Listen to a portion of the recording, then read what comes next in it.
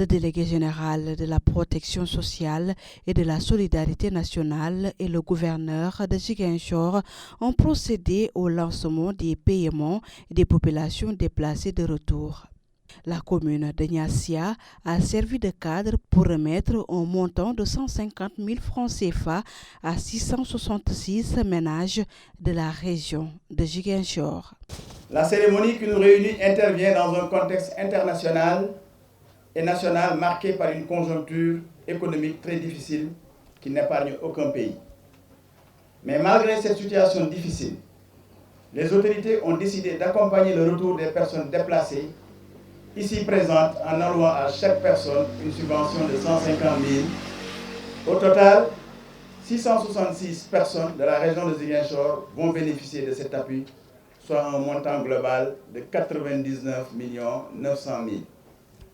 Par ailleurs, la délégation générale à la protection sociale et à la solidarité nationale, que j'ai l'insigne honneur de diriger, envisage d'intervenir très prochainement dans les régions de Ziguinchor pour accompagner les ménages agricoles, d'éleveurs et de pêcheurs vulnérables dans le cadre du programme de résilience agricole PRA.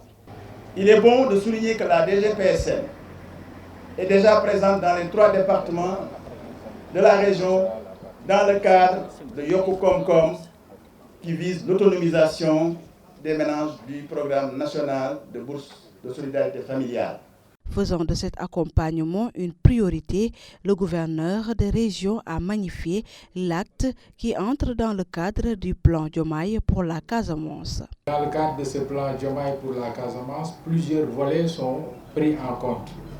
Il y a bien naturellement le volet de reconstruction de l'habitat, parce que c'est des villages qui ont été abandonnés pour certains pendant 40 ans.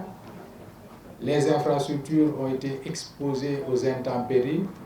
Pour améliorer et faciliter le retour, l'État a décidé, à travers le PUMA, d'accompagner ces villages de retour à travers la reconstruction de leur habitat. Bien évidemment, l'État n'est pas seul dans le cadre de ce programme Diomaye pour la Casamance. Il y a des partenaires techniques et financiers qui également ont décidé d'accompagner l'État pour faciliter le retour de ces populations déplacées. Donc je voudrais ce matin, en tout cas, me réjouir de cet appui qui entre dans le cadre du volet social. Narcisse Sagnon, bénéficiaire, se réjouit de l'appui et pose d'autres préoccupations. Ça représente beaucoup de choses pour nous parce que vraiment nous sommes satisfaits aujourd'hui de cette action que le gouvernement de l'État du Sénégal a menée en direction des populations déplacées. Ça signifie que vraiment, je pense que ce sera la bonne chose cette année, que l'État du Sénégal réussira quand même à son pari pour faire retourner les populations déplacées dans leurs villages respectifs.